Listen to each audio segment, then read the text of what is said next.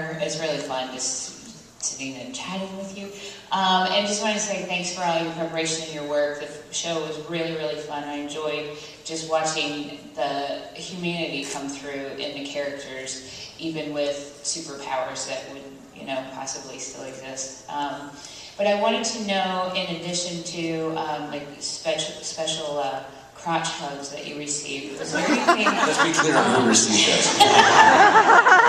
Let's not make that that would be me. This does not help bad, but I was just wondering, because there was so much physical work, it looked like, you know, climbing around on the walls and flying and all of that stuff. Do you have any funny or interesting stories to share with us about the stunt work that you did? Yeah. For me, I really, right when Suresh becomes the Fly, that first kind of episode where he's testing out his powers, and he's hanging from the rafters upside down. They wanted a flip off the thing, and it was about 20 feet up in the air, 25 feet up in the air. And so they called in my stunt guy, who's really good, to do it. And I was like, well, I want to give it a shot. I want to try to do it myself, because I think it'd be really cool. And they're like, yeah, okay. You know, obviously you're on a wire. I was hooked up in a harness on a wire, and they let me. I couldn't believe they let me. So, you know, they're coaching me through it, and, you know, let go and tuck your head, and make sure you tuck your head or you're going to hit it on the beam, and it'll be a disaster. And it's like, wow, you guys really are going to let me do this. And of course I made this huge thing to do it, and I couldn't stick the landing. I could not. So I'm supposed to, you know, do the flip off the thing, land on my feet, stick the landing, walk up, too cool for school, to Danya, and be like, you know, hey, how's it going? You know? And then take her. And then take her. And, you know, I'm like... You shouldn't seem to have a problem with that. Hey, it's good to know that there's some things in your life that you're a natural at. We didn't have to rehearse that too much. But I couldn't do it. And so finally I tried it, I don't know, 12, 15 times. And I was supposed to be kind of sweaty in the scene, but I was dripping by the end of it. And I was embarrassed, because I made this huge song and dance about wanting to do it myself, and then I couldn't stick the landing. And so finally I was like, listen, I'm going to try it one more time. And if I don't get it, Robert, you jump in the harness and you do it. And the sweaty gummy harness. Yeah, this really nasty sweaty harness that I've been wearing for the past 3 hours.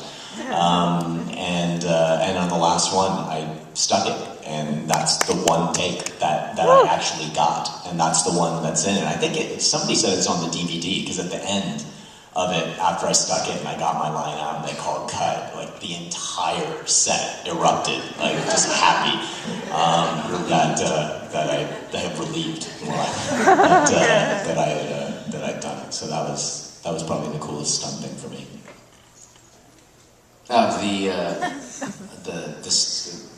The landing outside the diner is, again, it's like high tech meets super no tech. I mean, what we had was a trench that was 15 feet dug in the ground with a rail on it. They took a skateboard, took the wheels off, and attached it to this pulley that was inside the trench. And there was 3 grips on either side, off camera, with long cables, and they would, you know, when I would land, they would pull, and I was, you know, on the skateboard and slide across this fuller's earth, which is like a very light earth that you use, and it looks like dust. And I'd slide across. Well, the first 3 or 4 times they did it, they just like took off. And I'm like, right on my can, like every time.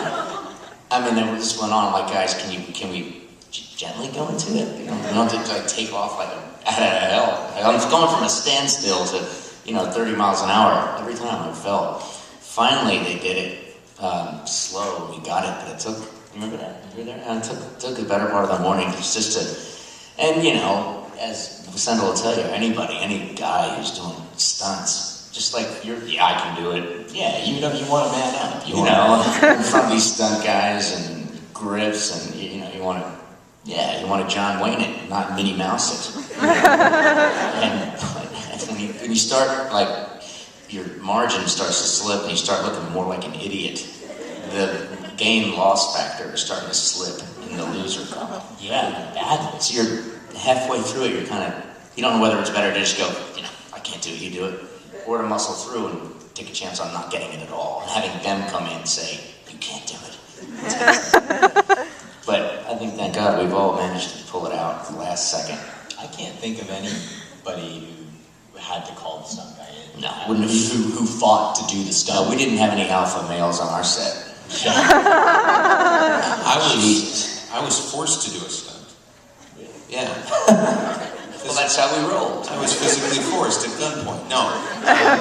When they rewrote the end of the episode that I was supposed to die in, I think I talked about this yesterday or the day before, they rewrote it so that instead of shooting me, Hayden picks up a chair leg and whacks me over the head, right? So I'm supposed to turn to camera and say, well, that was fun, wasn't it? So my face was full on. You just simply can't do a stunt at that point because the stunt guy would be the one delivering the line. So what they did was they set it up so they heavily padded my shoulder, and they had Hayden do an axe chop to the left of my head, standing behind me with the camera over here.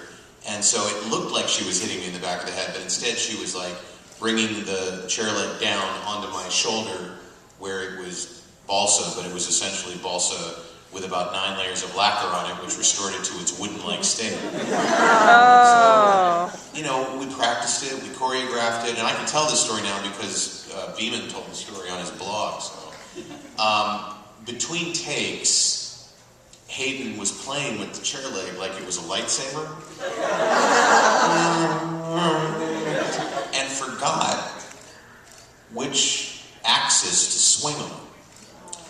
So I'm standing there, I turn to camera, and I say my line, and instead of her coming over like this and to the left of my head, she rears back like a baseball and like clocks me right across the back of my head. And she figures, We all chipped in like $5.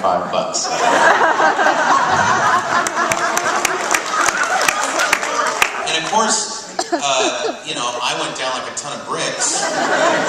And as the stunt guys are picking me up, my stunt guy, Frankie, goes, that's why actors use stunt guys?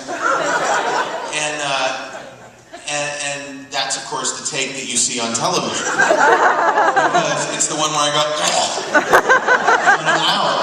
And I said something unintelligible like that, like, we had to do it, we did it a couple more times, even though I was bleeding. The chair leg just exploded on the back of my head, and it was like, welcome to Hollywood.